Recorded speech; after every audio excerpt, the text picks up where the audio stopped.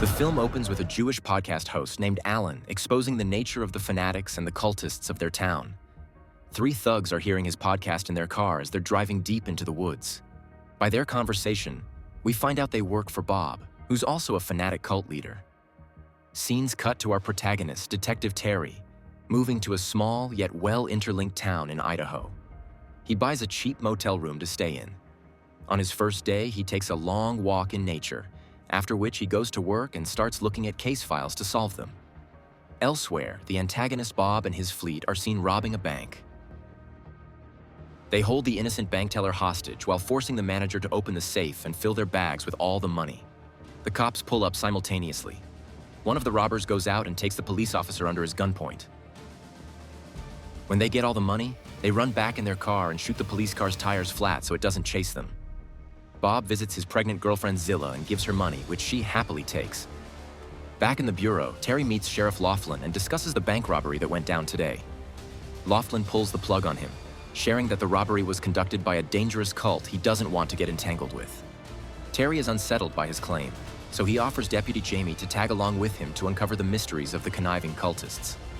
Jamie takes him to his house, where he introduces Terry to his lovely family. There, Jamie tells him about Bob and his thugs, who have become an urban legend after putting fear in the public through their robberies and intimidating tactics. He also tells Terry about the disappearance of Walt after joining the cult, as he knew Walt from school time. Meanwhile, Bob visits his den, where he pays someone to arrange more weapons for their upcoming robberies. The following evening, Bob returns to his home, revealing he has a wife named Debbie, whom he's cheating on behind her back. Later, Bob reads his son a book titled The Turner Diaries. He personally preaches the book and lives by its rules. On the contrary, Terry meets up with his old friend, Joanne Carney, at a bar. He's called her to Idaho to help him and Jamie bust Bob's cult. The next day, Terry and Jamie interrogate the dead Walt's girlfriend about Walt's disappearance. While breaking into tears, she tells them the last she heard from Walt was when he was going away into the woods with other fanatics. Terry and Jamie head there. Upon searching the area, they come across a spot where the mud has been dug. When they dig it again with their bare hands out of curiosity, they discover Walt's corpse.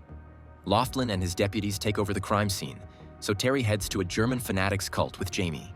They interrogate their leader, Richard, about Gary and Bruce, who were last seen with Walt. Richard recognizes the two immediately and recalls them to be of corrupt nature, due to which he banished them from his cult and never heard from them again. On their way out, the leader shows them the same book called The Turner Diaries, which Bob was reading to his son earlier. The leader claims it to be a good fiction book that is taught to all the students in their cult. Scenes shift to Bob, who's recruiting people of all ages and ethnicities to grow his cult. They even perform an unusual ritual with an infant displayed on the table. To join together, those brothers in this circle. For we are now in a full state of war and will not lay down our weapons until we have driven the enemy into the sea. Later, Bob and his boys are seen printing counterfeit currency in one of their hideouts. Once done, Bob bids everyone farewell and returns home. On his way, he's stopped by Richard, who relays about his location getting exposed by the police.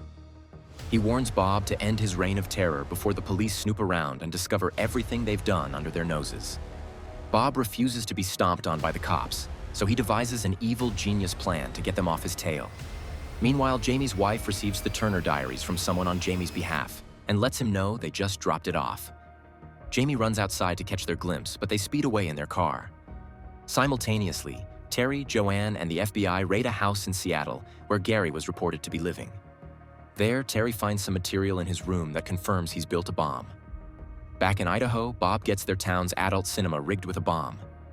As the place is blown into pieces, all the cops head there to investigate the cause. This allows Bob and his thugs to loot a fortified truck flooded with cash.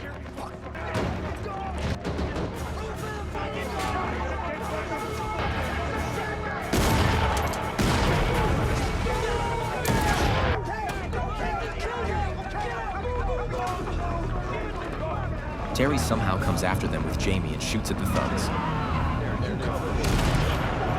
But they get away with the money. Disappointed, Terry and Jamie turn to a bar. Joanne shows up, provoked and angry. She scolds Terry for trying to run things on his own, which is going to cost him one day. To attain peace, Terry singles himself out and goes hunting by the riverside, where Bob is secretly watching him too. Bob interacts with Terry as if they've naturally come around one another and strikes up a conversation to check out Terry's intellect and be on his good side.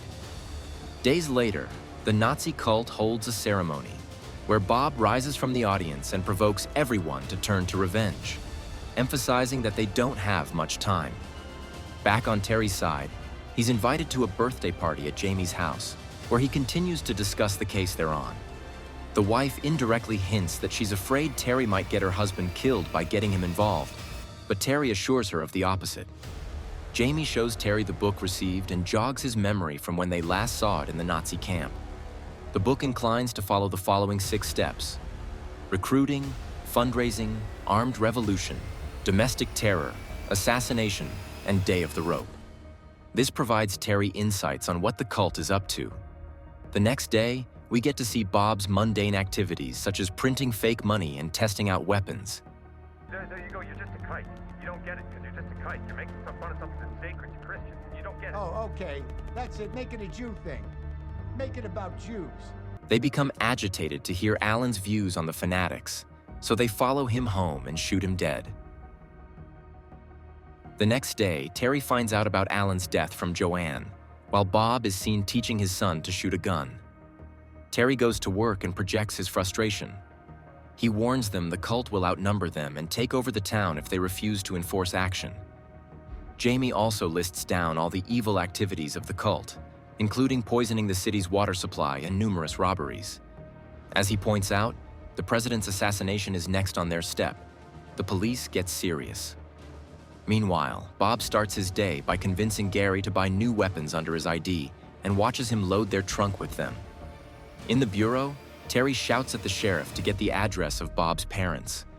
Upon visiting them, Terry is told that Bob ditched them ages ago. When Terry demands to see Bob's picture, he finds out Bob's the man he encountered by the riverside. As Bob continues distributing the weapons, we see Zilla getting busted by Debbie. Debbie confronts Bob about his illegitimate affair with her, but he lies to her face and swears he would never cheat on her. Soon, the police find out about one of Bob's hideouts and his residential address. They raid the hideout, which Bob has wiped clean and has run off. Currently, he's robbing another fortified truck with his minions.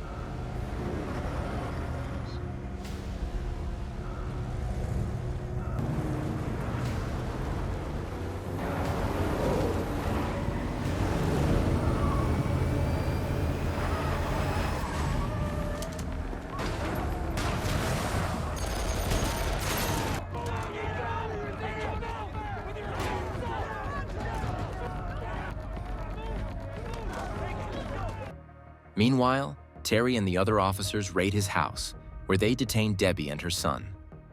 When Bob and his fleet succeed in stopping the truck and taking all the money out of it, the police arrive and open fire on them. Bob and his fleet flee immediately. Bob doesn't realize he's dropped his gun back at the crime scene, which the cops retrieve, and they try to find out whose number it is registered under.